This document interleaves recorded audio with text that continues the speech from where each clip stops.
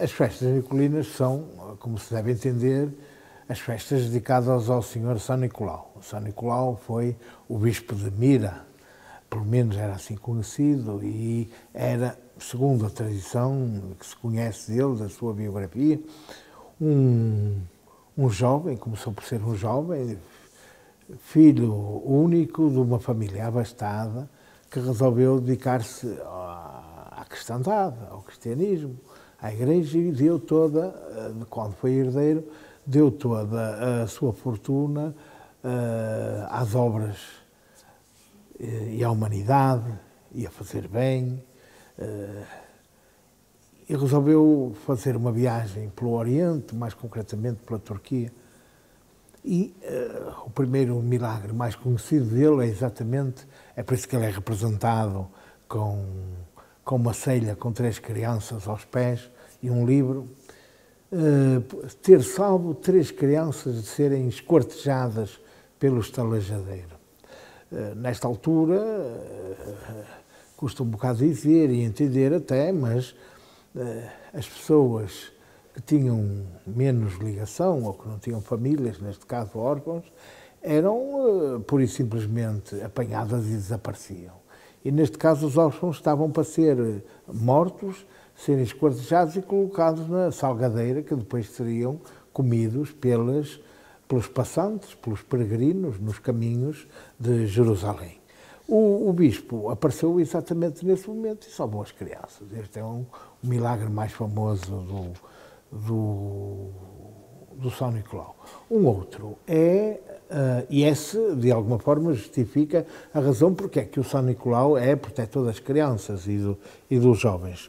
O outro é os presentes que ele dava às raparigas, e é também a alma das festas ao Senhor São Nicolau, que são as nossas maçãzinhas, é a memória que existe deste milagre dele. Porquê? Porque, como se sabe, antigamente, nas famílias as heranças eram sempre para o filho mais velho e deveria ser rapaz, o primogénito. E, portanto, os outros irmãos, os outros filhos, tinham que seguir, se fossem rapazes, a carreira militar ou a carreira eclesiástica, ou então iam para mercenários, como militares. A dificuldade eram as mulheres, e as mulheres, seguindo a tradição romana, iam parar a umas casas que faziam, de alguma forma, uma espécie de associações de assistência social, que se conheciam por prostíbulos e que existiam em todos os bairros da cidade romana. E eram aí que depois se faziam encontros, e desses encontros poderiam então encontrar noivo. E ele, à noite, costumava deixar alguns presentes para ajudar a fazer aquilo que se chama o dote. Nas janelas das raparigas, deixava presentes que ajudavam a fazer o dote para elas se tornarem casadoiras com mais facilidade. Daí vem exatamente a inspiração das nossas maçãzinhas. E é por isso que aqui a festa está, sobretudo, são os rapazes, em nome de São Nicolau, que deixam na cana um presente à menina que está à janela. Bom, dada esta explicação religiosa e da temência que se tem ao santo, e santo quer dizer sábio, o São Nicolau é um santo muito importante na Europa porque representa exatamente o solstício de inverno, o Pai Natal. E a imagem que nós temos é um velho de barbas brancas compridas, vestido de verde. É o inverno verde e branco. É o inverno das estepes, é o inverno das florestas, e que anda de saco às costas a colher um bocado de madeira e pinhas, e que depois, muitas vezes, este velho oferecia também como presente às pessoas que ia encontrando, aos rapazes que ia encontrando. É a inspiração que nós temos do Pai Natal.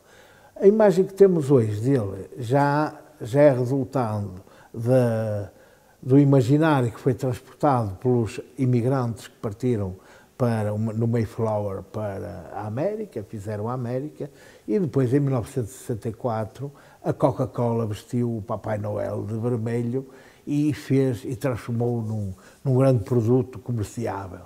Portanto, essa é a imagem que temos do Pai Natal. A primeira é da tradição católica apostólica romana, o bispo de Mira, a segunda do anglicanismo, da tradição levada pelos países do norte da Europa.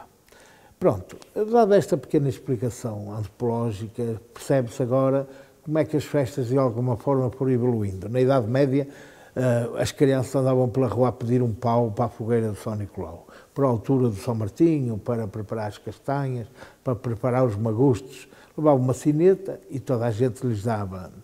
E lhes dava alguma coisa. Lhes davam uns doces, lhes davam uns pães já secos. Portanto, estas prendas que se iam dando pelo caminho passavam a ser as posses da rapaziada. E aqui os pedidos e as dádivas que eram feitas à rapaziada quando iam preparar o magusto. Aqui em Guimarães que havia essa tradição e ela, o mais próximo que nós conhecemos é aqui na freguesia de São Nicolau no Porto, onde há relativamente pouco tempo ainda se fazia. As pessoas recolhiam um bocado de lenha seca e 2 ou 3 sacos de castanhas, que toda a gente contribuía, e no bairro faziam um magusto que era para toda a gente. Aqui em Guimarães também acontecia isso. Os jovens iam a Urgeses, e ainda vão, a festa leva-os lá, ainda mantém a tradição, iam exatamente às quintas dos cônegos da colegiada, buscar castanhas, buscar uma posse, que era composta por tremoços, por nozes, castanhas e também frutas, maçãs, e que depois passavam pelos oleiros da Cruz de Pedra que lhes davam lenha, e com essas posses, com essas dádivas, eles chegavam à Praça Maior, que era o Toural, antes tinha sido o Lar de Oliveira, mas com a evolução e o crescimento da cidade, chegavam ao Toural e aí faziam um grande magusto e convidavam todas as pessoas a vir comer as castanhas. Ora, qual é a importância desta época do ano? Porque é que isto acontece nesta época do ano? Podia acontecer se calhar na primavera ou no verão, mas não. Acontece no inverno porque o solstício de inverno, o período que vai do São Martinho até ao 21 de dezembro, que é a data da mudança da estação, do solstício, é uma época propensa para a partilha e a relação de afetos. É a época do acasalamento. A nossa condição psicofisiológica estava muito mais que hoje, porque nós hoje atraiçoamos mesmo até os próprios segredos, como se diz, do corpo. Está capaz de produzir feromonas, que são químicos de atração ou de retração.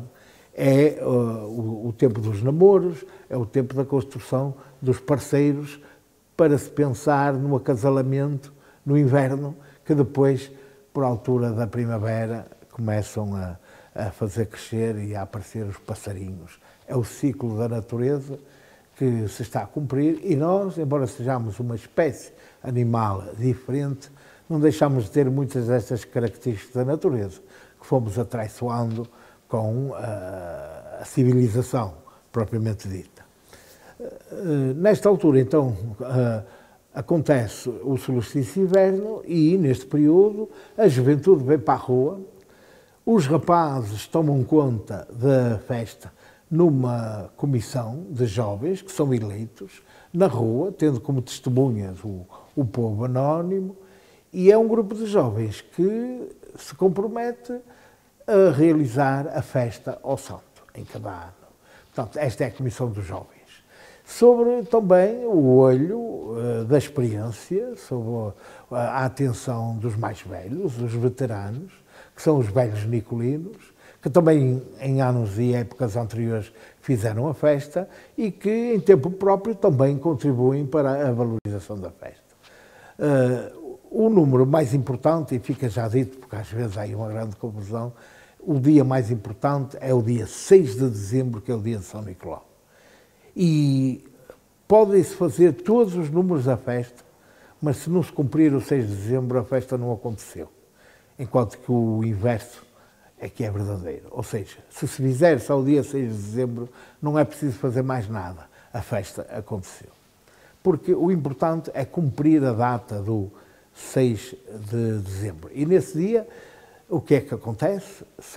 É o dia de São Nicolau, normalmente, ou no antigamente, costumava-se fazer amanhã a missa de São Nicolau com cortejo, que nós chamamos de procissão.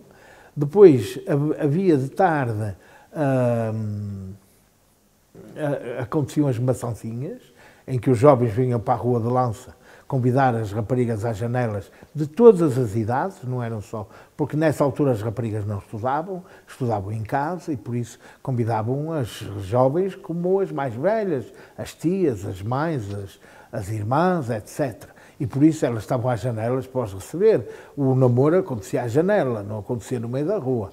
Não é? E por isso aqui também se tem que perceber as mudanças que aconteceram e as influências da própria evolução dos tempos. E então vem, simbolicamente, também tem que se compreender que vem, ao oferecer a maçã, vem convidar a jovem, vá lá entre comas, a pecar, porque representa a maçã o pecado original. Não é? E o pecado original não é mais nem menos do que a construção de um relacionamento que pode, através do namoro, levar a um compromisso maior. Não é? E, nesse caso, esse compromisso maior há as consequências que é a continuação da espécie, ou através do ato sexual.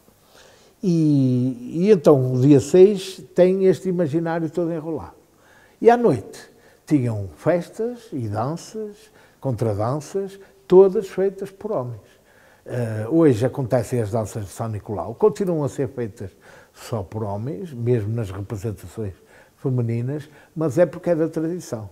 Embora já haja aí um movimento de raparigas que querem entrar nas danças, por causa pronto, é a evolução da civilização, mas compreendendo as festas também se ajuda a compreender os tempos.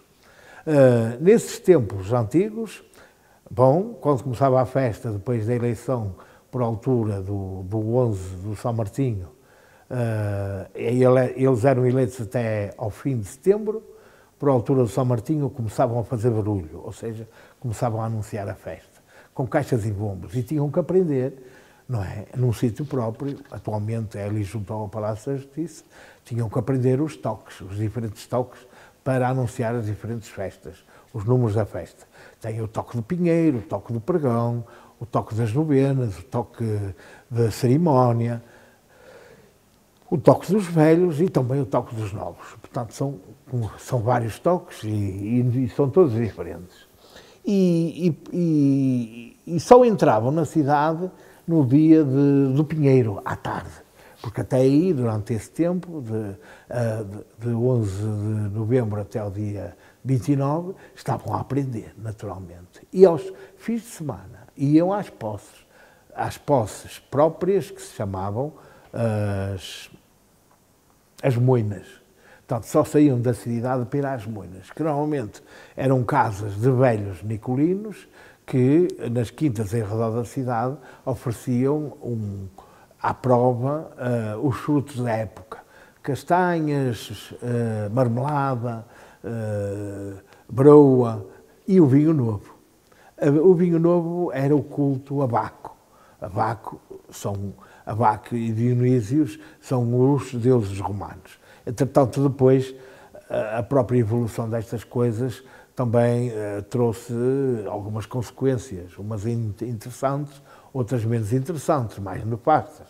A introdução, por exemplo, das Coca-Colas e das Chumóis, que veio deteriorar completamente esses hábitos de iniciação, porque esta festa é também um ritual de iniciação dos jovens, dos jovens machos e das raparigas, num período que tem como consequência, ao chegar ao fim, eles, podemos dizer, passarem de pitos para galos, ou seja, mostrarem que já têm maturidade para cumprir a sua condição maior. Não é? Ou se continuam a ser uns imberbes, não é? Ou então se conseguem perceber que têm que crescer, e esse crescimento não é só físico, é também intelectual, é psicológico, O mesmo acontecendo com as raparigas, se continuam a ser umas rapariguinhas ou se estão em condições de assumir outras responsabilidades através do namoro e do acasalamento. Porque na antiguidade, as mulheres, a partir dos 14 anos, já reuniam condições para poderem parir, ter filhos, etc. O mesmo não acontecia com os homens, só mais tarde é que isso acontecia, quando estavam quase a chegar aos 20 anos.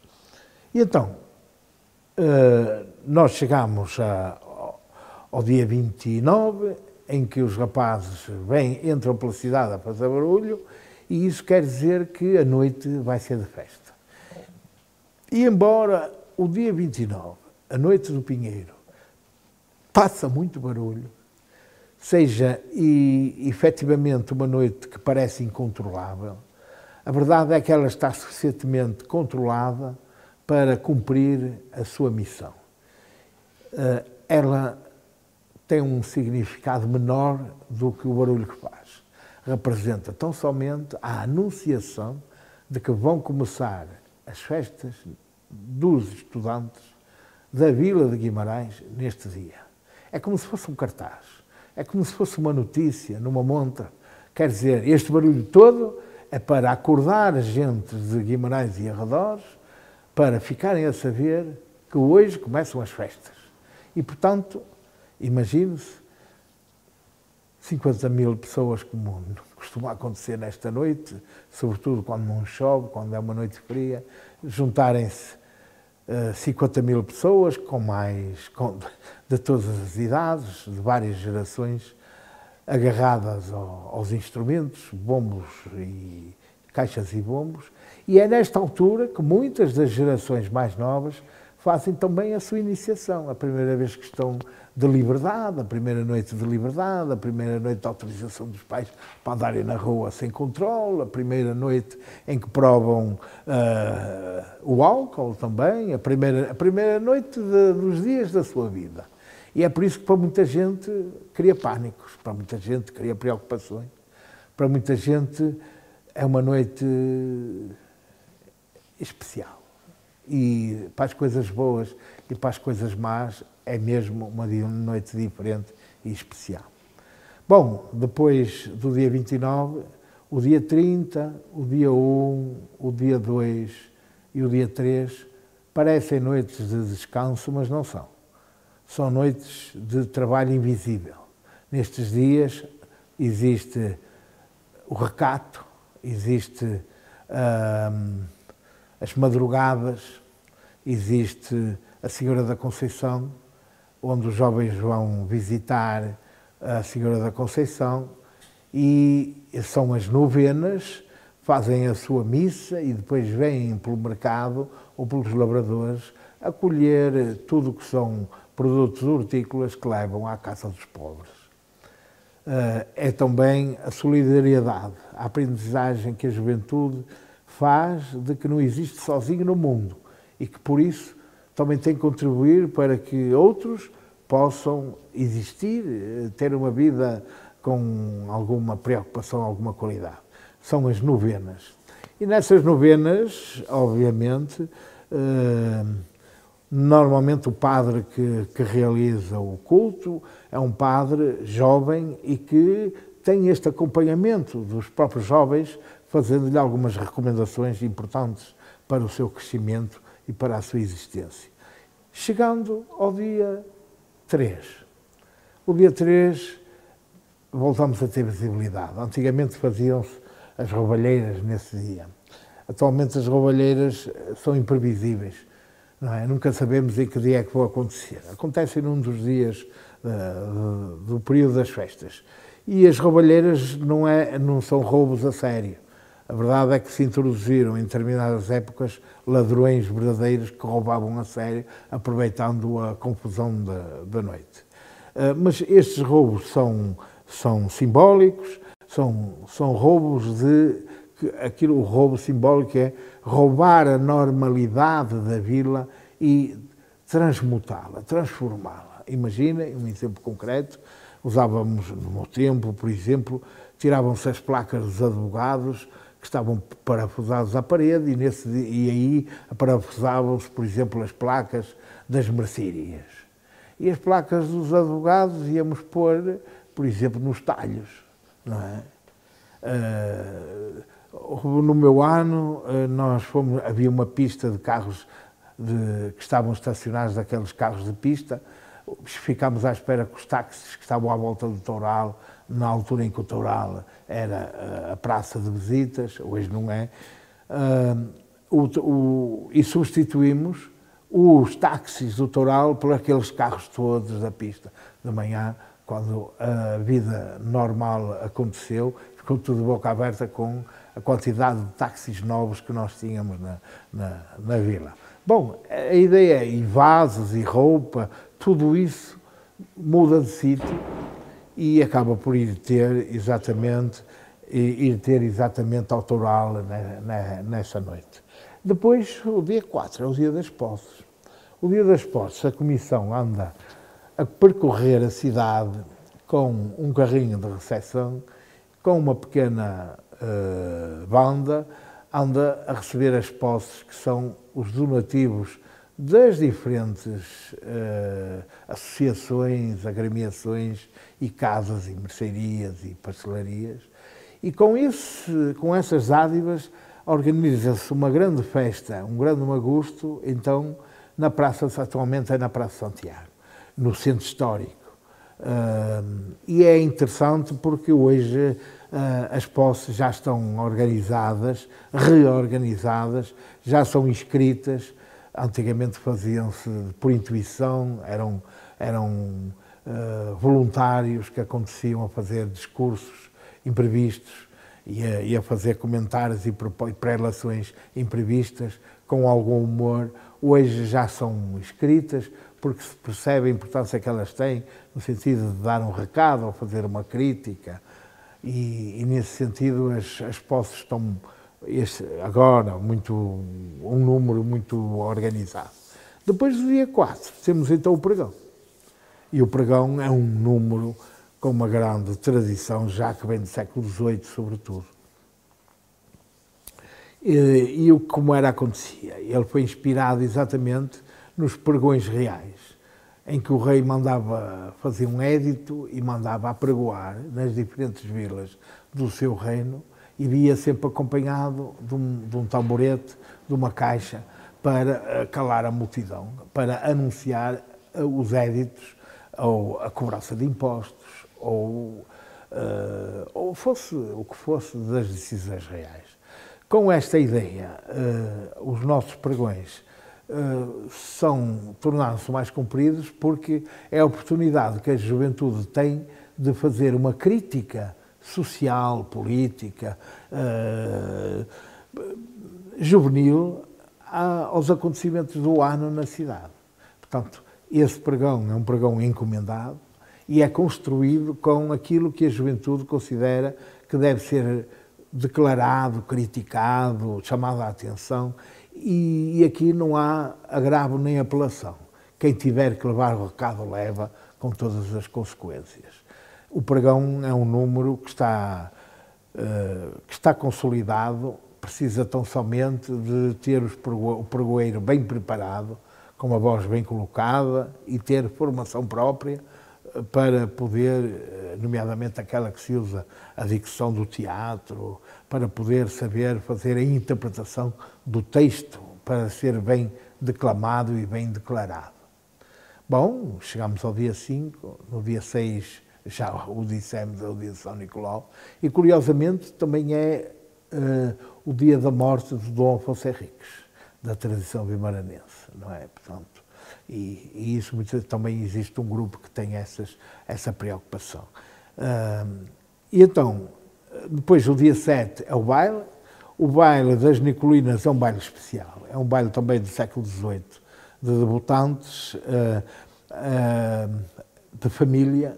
As famílias vêm ao baile completas e a rapaziada veste-se a primor, ainda quantos aparecem de casaca e de fato completo e vão fazer todo o ritual antigo de pedir a mão aos pais para poder valsear ou voltear pelo salão a passear a rapariga, ou a mãe da rapariga, não é? Porque também gosta de dançar, ou a irmã, ou a prima.